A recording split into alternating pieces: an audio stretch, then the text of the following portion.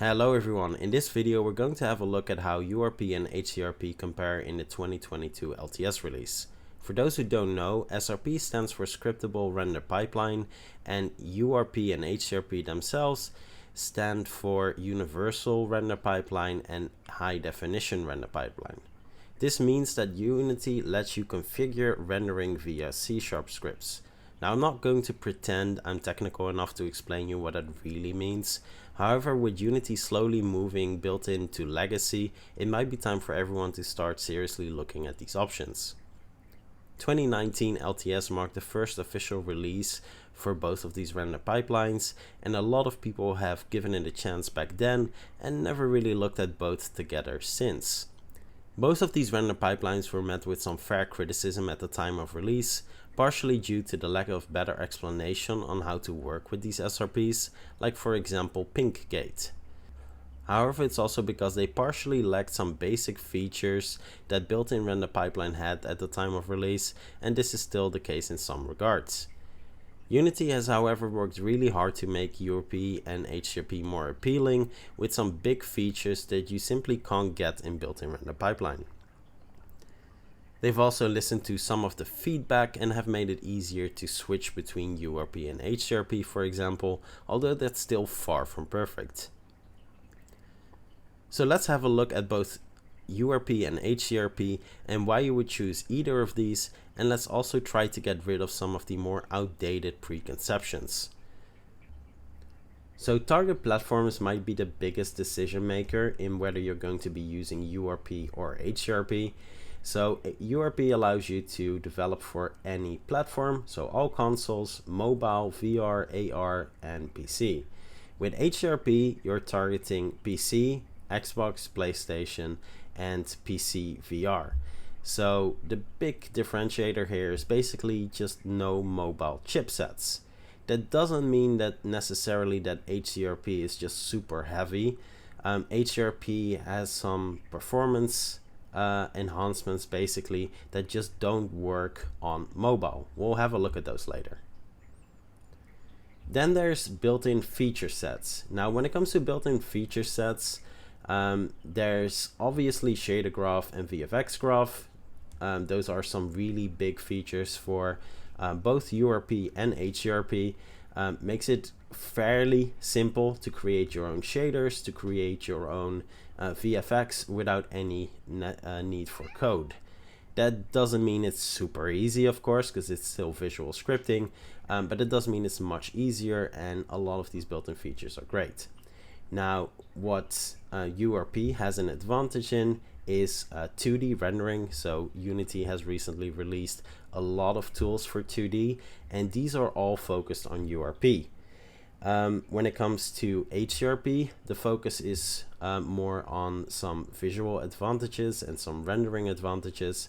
So we have a full time of day cycle built in, which personally I still don't really get why they couldn't just put that in URP.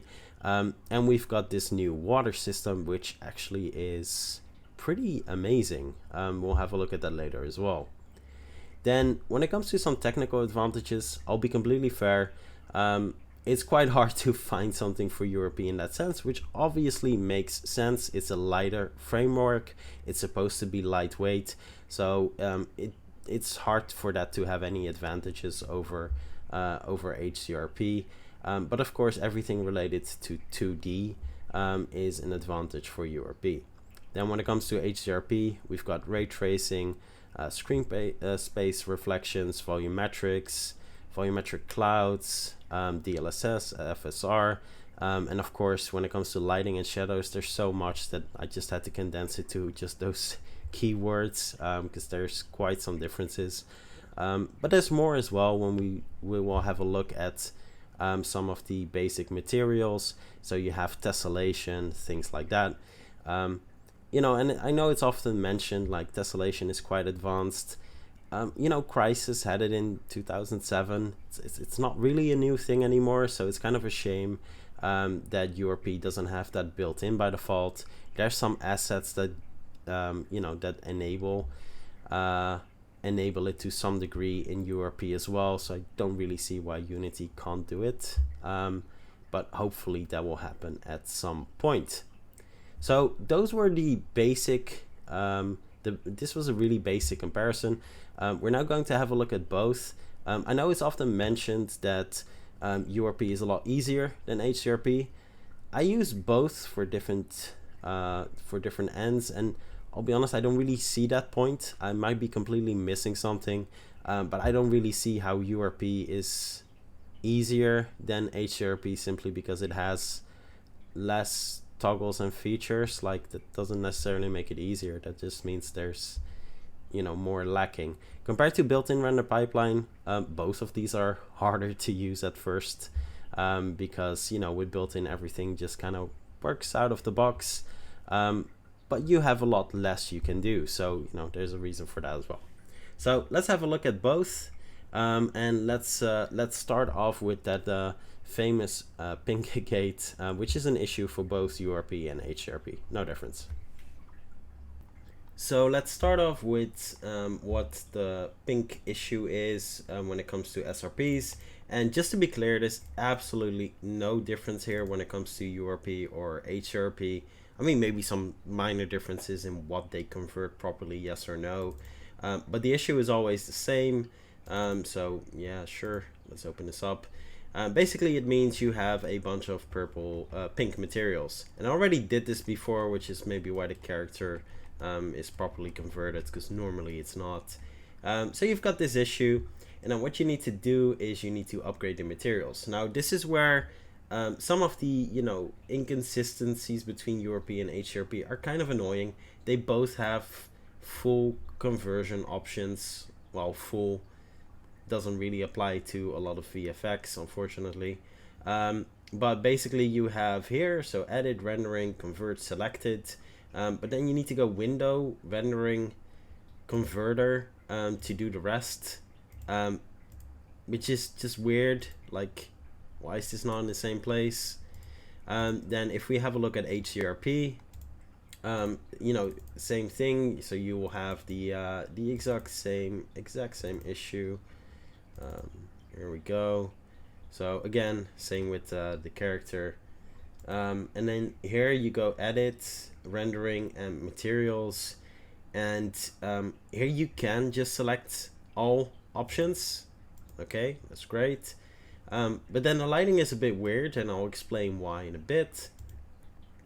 But then for some reason you still have rendering and then the HDRP wizard, and it's here at the bottom as well. You know, I don't know, it's just a bit odd. I would like some consistency, like, you know, put it all in one place. Window rendering, like with window, I assumed I'm going to be looking for panels and stuff like that. Wouldn't really assume it's there. Anyway, just my annoyancy with inconsistency. But as you can see, it's not much of an issue. Like, it's not really a big deal. You just need to know where to look. Now, this becomes different when someone uses custom shaders, and then it becomes a lot more difficult. Now, luckily, Unity did listen to feedback. So it's actually become, let's just say, quite a bit easier to convert between URP and HDRP. And technically now it could even be done with built-in when it comes to shader graph as well. There's no support for VFX graph at all in built-in render pipeline. I don't think there ever will be, considering they're going to slowly phase it out and make it legacy. But here I've created a basic shader graph. It could not be more basic, just has the color. Then it has this material. So if I add a little cube here in my scene, and then drop it on, and you know, you can see, well, you can change the color, yay. Great, so that works. And then if we have a look at the shader graph, you will see active targets. You'll see universal here, and then I can add built-in. It's just the last step, like, let me allow to add HDRP straight away. I'm not really sure why that's not possible, but you know, it is what it is. So if I then export this package and open the package in HDRP, so import, so we'll be here, and let's go to a general scene, by the way. There we go.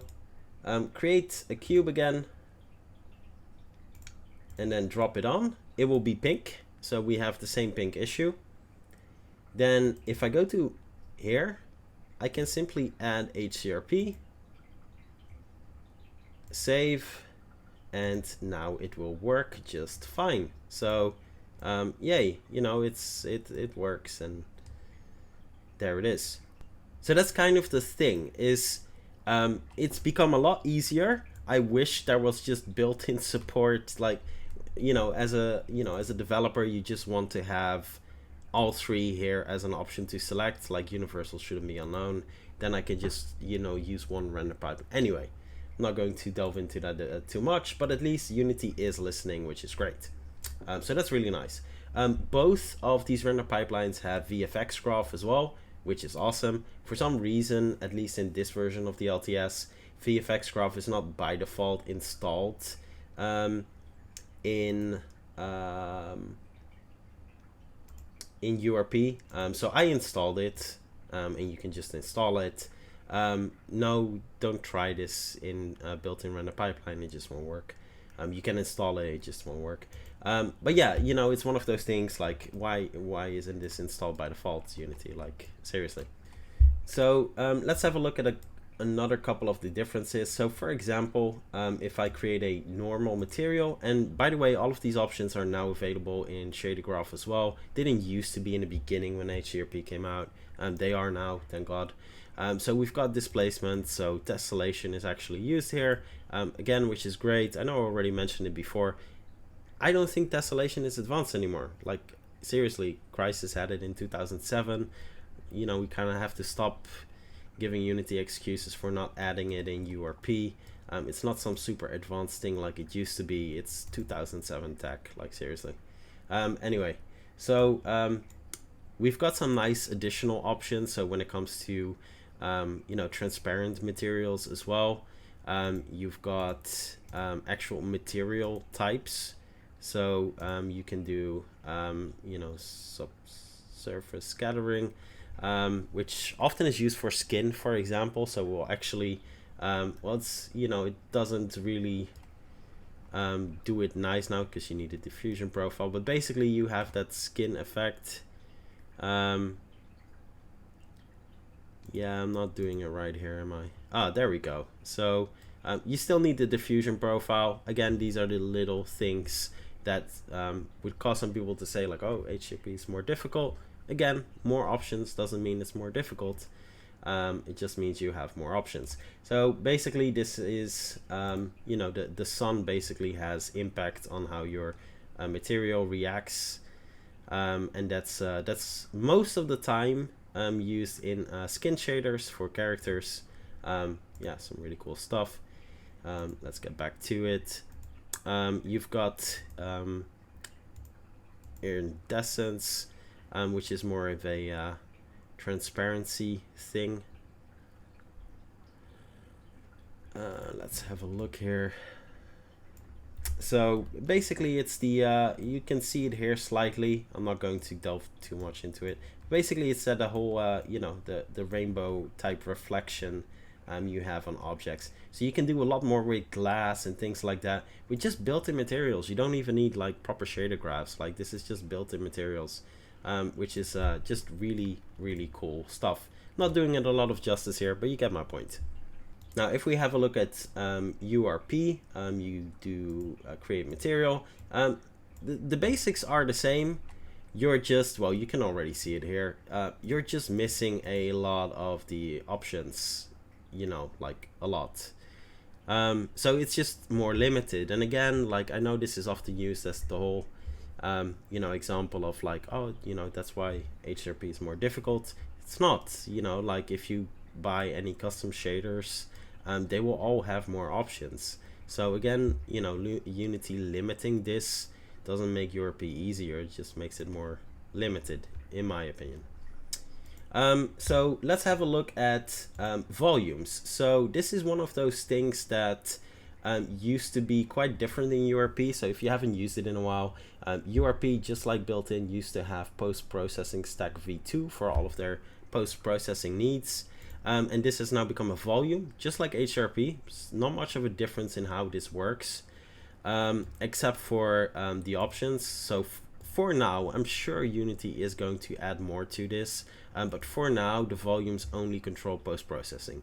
This is no different from post-processing stack v2, except for that it's installed by default, which is great, big improvement. But yeah, that's basically where it stops. If we then have a look at HDRP, this is, again, it's called the same. Don't know why they didn't just change this to global volume as well. Again, some consistency might make it easier for people to understand that in a lot of ways they're quite similar, and it would allow people to, easily see some of the differences. But, it is what it is. So we've got post-processing as well. Most of this is quite similar. Some of the settings will be a bit different. But yeah, here, this is where, it becomes a bit different. So ambient occlusion is just the default lighting setting here. I know URP supports it. It's just not as easy to set up, actually, with just post-processing. We've got screen space reflection, which again, screen space reflection is actually a less advanced reflection method. So this is actually, yeah, again, something URP should just have, in my opinion. Ray tracing, I'm not going to pretend I have a lot of knowledge about this, because I really don't. I know it's really advanced. I don't use it. But yeah, the big thing, of course, is the visual environment is what they call it, and for a good reason. So URP works a bit different than HDRP in that sense, where this really functions. I know they can call it a sun always, but this really more functions like a sun, as you can see. Like, this is a proper sun, and the entire physical based environment can be set up here as well. You can do a lot more with this. Set up wind for the clouds. You can add clouds just like that. You can do a lot more than just these static clouds, which I think you can actually have these rotate by default. Don't really know if that works in here or in... But yeah, anyway, you can have them change over time, so they can move. Then you can also have actual volumetric clouds, which of course is quite a bit heavier, but that's why it's nice that both are optional. So you don't need to do volumetrics.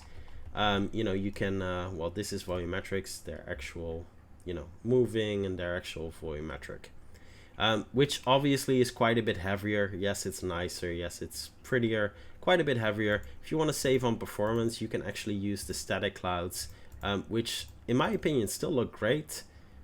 And you can set these up as well when you go to sky and then cloud layer. You can customize them completely. You can change everything. Opacity, you can change the textures, make it more stylized. So these, like, for me, this is the type of thing that I hope Unity will add to URP at some point. I understand why not adding volumetrics. Completely understand that. Look, can make them move. Looks really pretty. So these are the type of things that, yeah, Unity, in my opinion, should be adding to URP at some point, because these are lightweight options for a reason. So really cool stuff. But of course, we also have one of the biggest, latest additions is water rendering. And I'm pretty sure if you've seen my previous videos, I always really like KWS, which is a water system. That's also the system I think personally Unity really had a proper look at, let's just say it like that, when creating their own water system. So all you really have to do is do water surface, and then bam, you have an ocean, and you can customize that completely. Foam, textures, install the one with examples already set up. It will have all of these textures already in the project. Really nice. And it has everything like underwater rendering, which you can fully customize, of course. Caustics, foam, waves, custom shapes in the water. You can create waterfalls. Unity actually recently released a new video on how to use this and how to set this up. It's actually really quite simple. Yes, there's so much detail you can customize, but the initial setup is actually really simple. You can do the same for pools, so smaller. These you can define the mesh as well. So yeah, really cool setup. Script interaction, so you can script along for this. And of course we've got rivers as well. If you're interested in this, I'd really recommend having a look at Unity's own video on this. It really explains really well how it works. Also where to get all of the example content, which I would do because like it has some extra scripts and yeah, it's just some really good stuff. So yeah, definitely recommend having a look at their video. So yeah, this is, this is all built in, and that's what I really like. For URP you have to buy stuff like this, and that's kind of a shame. And again, that's one of those things where which is why I kind of want to highlight how your HDRP has changed and how it's not necessarily more difficult, you just have more options. Of course, performance is one of the big things, and that is completely fair. There's a reason why this doesn't work on mobile. And some of the performance gain advantages HDRP has simply don't work for mobile chips. So we're talking DLSS, FSR, they don't work on mobile chipsets. So you do have those performance gain options built into HDRP. You can buy them. I haven't really compared how they work or how they look in comparison, but you can buy them separately on the store for URP. But yeah, that's kind of the point. Like if you are targeting PC anyway, and you need to keep buying these things for URP, at some point you have to wonder, like, so why am I using URP? And there are good reasons for that. So for example, I'm using URP because I'm also doing something for VR. And even though HDRP supports PC VR, you're locking yourself out of the bigger platforms like Quest, which is something I would never do. So even though technically HDRP supports PC VR, it would be a really limiting choice to do so. Let's just say it like that.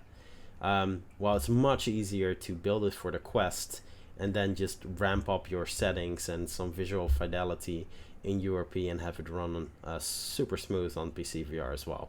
Personally, that would be my my choice. Then there's all of the AR stuff, which doesn't have official support on HDRP by Unity itself, which is becoming more and more intertwined in the VR space. So yeah, for VR, even though technically you could do it in HDRP, it limits you a lot. Let's just say it like that. So wouldn't be all that advisable. So yeah, that's pretty much it when it comes to a lot of the differences. Now, yes, there's a lot more technical differences, and there's a lot you can set up, but that's the same for URP. They're both quite similar in that sense. So it's more, then it becomes more, why would you choose either or? So if, for example, you are targeting PC, which most people are, but you, for example, want to use Cinti assets or stylized, cel-shaded, cartoony type assets in general, most of those don't have official HDRP support because that's not that target audience, and that is completely fair. Now, does that mean you can't use Cinti at all in HDRP? Of course you can, but you might have to do some work for that. So a lot of the default model packs, they will just, you can just convert those materials and you're done.